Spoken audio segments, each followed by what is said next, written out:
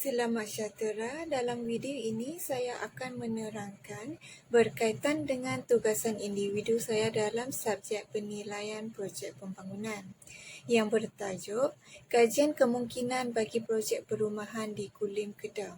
Sebelum itu, saya ingin memperkenalkan diri saya lebih terdahulu.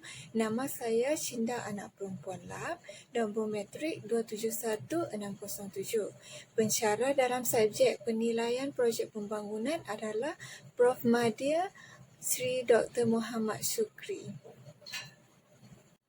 Dalam kajian kemungkinan sesuatu projek pembangunan, perlu mempunyai elemen yang membantu dalam membuat keputusan. Dalam video ini, saya akan menerangkan 5 elemen iaitu elemen tapak dan lokasi, elemen ekonomi, elemen pasaran, elemen reka bentuk dan elemen kewangan. Projek pembangunan yang saya pilih untuk menerangkan dalam video ini adalah projek perumahan di Kulim Utama Kedah. Sebagai pengenalan, saya akan menjelaskan mengenai apakah itu kajian kemungkinan untuk kefahaman anda semua. Kajian kemungkinan adalah analisis ke atas projek pembangunan harta tanah tertentu bagi menentukan sama ada ianya boleh dilaksanakan dengan asas kepada jayanya. Pemaju perlu menjalankan analisis terhadap harta tanah tersebut untuk mendapatkan keputusan sama ada untuk meneruskan pembangunan projek tersebut atau tidak. Elemen pertama yang saya ingin terangkan adalah elemen tapak dan lokasi. Tapak perumahan perlu strategik iaitu dekat dengan tun, pusat kota, lebuh raya dan lain-lain. Kawasan kediaman mestilah mempunyai tahap kestabilan yang tinggi dengan memenuhi syarat seperti mempunyai kesurunan tanah yang rata dan selamat daripada bencana geologi.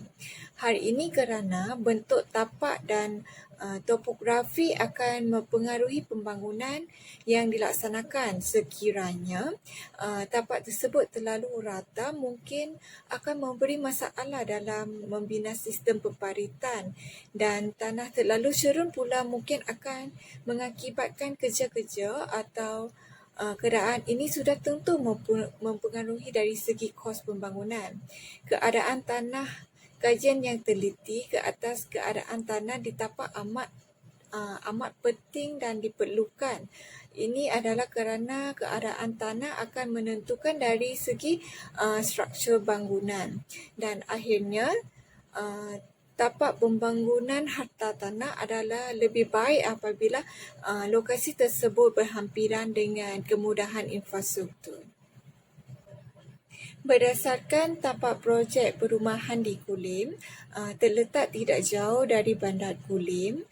Di sekelilingi pula mempunyai sekolah, bank, pusat perniagaan seperti Tesco Mall, Giant, McDonald yang terletak tidak jauh daripada tapak perumahan sejauh 15 minit sahaja.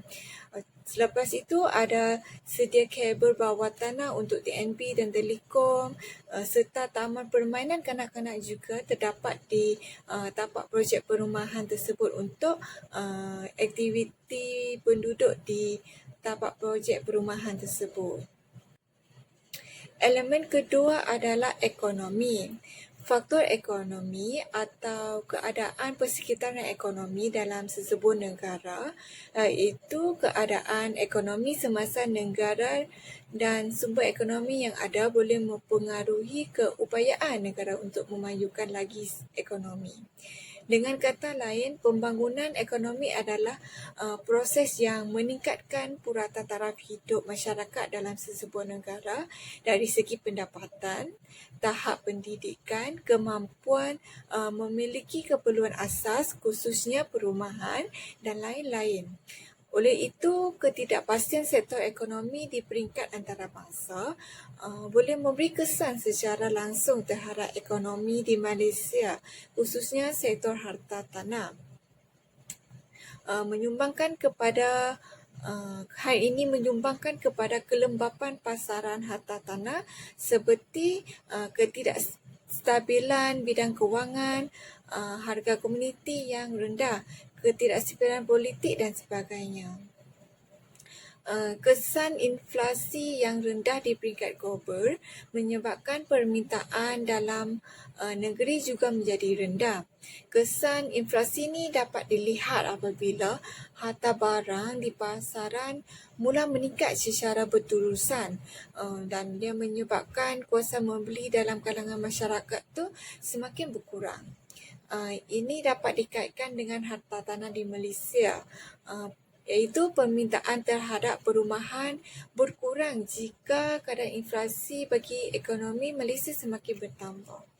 Perkembangan ekonomi yang berlaku di sekitar kawasan perumahan juga menyumbangkan permintaan terhadap rumah.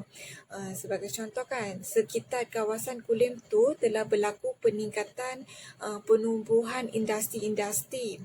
So penumbuhan ini telah menarik penduduk luar tempatan berpindah ke Kulim untuk mengisikan peluang pekerjaan di industri. Perpindahan ini adalah salah satu faktor yang menyumbangkan dalam permintaan perumahan di kawasan tersebut. So, kawasan Kulim tersebut akan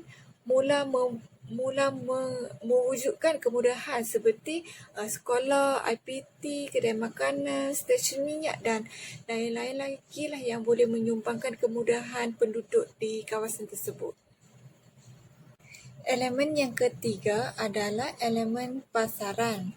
Dalam pasaran ini, kita akan melihat dari segi penawaran dan permintaan. Penawaran dan permintaan adalah kuasa pasaran yang mutlak. Prinsip ekonomi yang paling asas menjelaskan bahawa harga akan meningkat jika kita ingin membeli barang yang kekurangan bekalannya. Dan sekiranya penawaran barang lebih besar daripada permintaan untuk membelinya, maka harga akan menurun. Ringkasan yang sangat sederhana ini merangkumi setiap interaksi pasaran, tapi dari situ anda boleh nampak yang ianya berkait rapat dengan pasaran harta tanah. Sekiranya terdapat lebih harta tanah daripada jenis tertentu, penawaran akan melebihi permintaan. Harga akan jatuh secara menjunam. Elemen yang seterusnya adalah reka bentuk. Reka bentuk adalah bentuk pelan pembangunan yang disediakan oleh pihak arkitek sebelum memulakan projek pembinaan. Susunan atur dan kemodenan dalam reka bentuk dapat meningkatkan kebolehpasaran. Okey, reka bentuk rumah juga seperti keluasan ruang tamu, penyediaan bukaan seperti tingkap, bilangan tingkap dan pintu di dalam ruang tamu, lantai konkrit di halaman rumah, landscape dan lain-lain. Reka bentuk projek perumahan di Kulim adalah teres 2 tingkat seperti gambar raja dalam slide menunjukkan bahawa reka bentuk antara tingkat 1 dan tingkat 2 adalah sangat teratur dan menarik.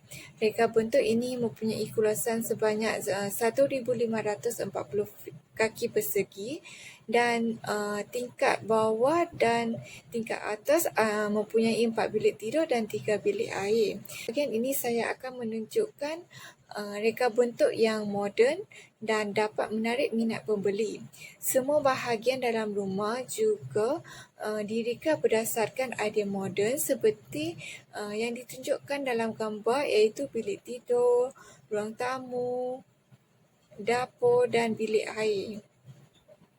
Elemen yang terakhir adalah kewangan. Dari segi kewangan boleh dibahagikan kepada dua, iaitu analisis kewangan oleh pihak pemaju dan pembeli. Analisis kewangan perlu dijalankan oleh pemaju untuk mengenal pasti jumlah keseluruhan projek. Salah satu kewangan yang perlu dianalisis adalah kos pembangunan. Kos pembangunan perlu dilakukan oleh syarikat pembinaan atau pemaju untuk mengenapastikan jumlah dengan tepat di mana syarikat atau projek itu menggunakan atau membelanjakan wang dan sumbernya. Kos pembangunan merupakan kos yang digunakan sepanjang projek pembinaan perumahan dilaksanakan yang melibatkan kos penyediaan tapak, pembersihan tapak, kos bahan pembinaan dan lain-lain. Tujuan analisis kewangan ni adalah untuk mengenalpasti jumlah perbelanjaan setiap bahagian projek. Oleh itu, pemaju perlu mengetahui dan memahami dengan jelas mengenai jumlah kewangan ini untuk membuat keputusan yang sewajarnya sebelum menerus dan melakukan sesuatu projek pembangunan. Manakala pembeli pula perlu meneliti mengenai kos pembangunan untuk mengelakkan sebarang penipuan seperti kesalahan total, penggunaan barang yang tidak berkualiti. Kesimpulannya, pada pendapat saya mendapati bahawa kelima-lima elemen adalah sangat penting dan berkait antara satu sama lain.